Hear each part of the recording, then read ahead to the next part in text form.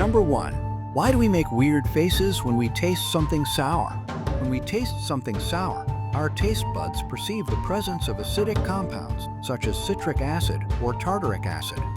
These acids stimulate specific taste receptors on our taste buds, triggering a unique sensory experience. When our taste buds detect the sourness, signals are sent to our brain, which then communicates with various facial muscles. This muscle encircles the mouth. When we perceive sourness, this muscle contracts, causing our lips to pucker or purse.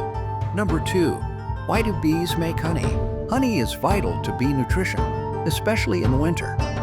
To make honey, bees collect nectar from flowers. Since nectar contains a lot of water, bees must work hard to dry it out. Also, bees add enzymes from their own bodies to the honey to turn the nectar into food and keep it from spoiling. Honey is stored in the honeycomb for maturation.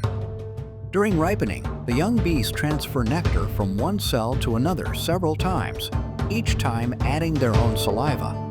Additionally, honey serves as a long-term food reserve for the hive, ensuring that the bees have enough food to feed the colony during times of scarcity. Number 3. Why does oil splatter when frying?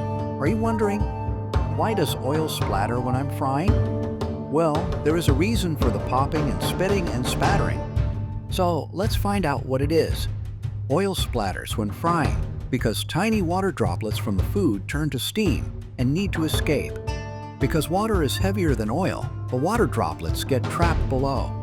And since oil burns hotter than water when it's boiling, the water quickly turns to steam. And that's when it needs to escape. So the steam rises to the surface and, at the same time, spits and pops, bringing the oil with it.